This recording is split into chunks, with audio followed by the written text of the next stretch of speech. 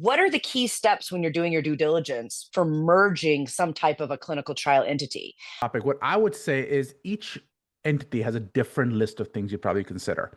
Having I agree. said that, let's start with sites because we just were at the SOS conference. I was just at the site council meeting, had great times, and let's be honest, I spoke to a couple of different private equity investors, and they're all looking to buy Hmm. sites. So if you are a private equity investor, I'm going to be thinking about what is value for you and what are your risks. So from a value perspective, I'd be thinking about, do they have a key man provision? And what I mean by that is Hmm. a lot of these um, doctors or clinical trial site owners are going to want to leave as soon as Yep. possible. They want to get their money and they want to walk out. They want to be out. The problem is they might be the only person who knows how that site operates or those Right. sites operate. So Right. you can't go because if you went, the site just shuts down at that moment. So outside you, who else can run the site? Train up that person. Find out if you are the private equity investor trying to talk to these sites, find Hmm. out who else can do this. From a ownership perspective, you and I have this conversation all the time.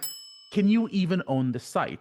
And I've spoken Yep. to some of the investors and I've talked to them about the MSO model, and they're like, you either get the group that goes, what is the MSO model? And then you get the group of investors who go, oh yeah, we do doctors' offices all the time. It's the same exact thing. Yeah, they should all have that. They don't. This is a huge problem. I was like, yeah. Then they were like, is it easy to fix? Yeah, super easy to fix. But there are ripple effects because your deals with your doctors, to the extent those agreements exist, may not exist. Now, you and I have done this where a lot of these smaller independent sites, for example, where a lot of the money is, these agreements with the doctors, with the PIs, are often handshake agreements. Yeah. I'm thinking immediately, what is, if it's a site, whether Yeah. I'm private equity or a sponsor, if I'm acquiring in any way or merging with a site, where is this site at in their progression? Where are they at in their infrastructure?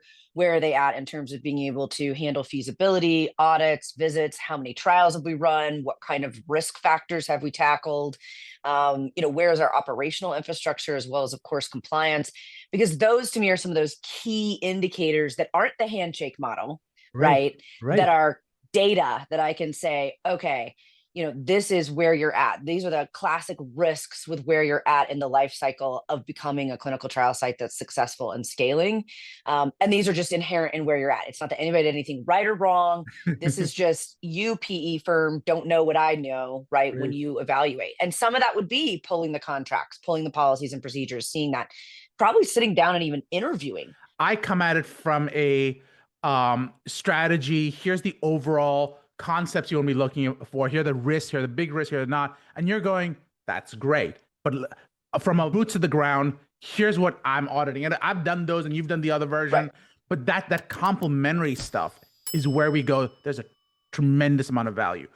Some other risks to highlight just to kind of keep them out. And let's be honest, this is in no way a comprehensive video. This is No, no. Due diligence is, there's a reason people do nothing but this in their practice, right? And we want to be clear exactly about that. This is merely to understand a bit of a taste. And maybe that's a good stopping point for us for today.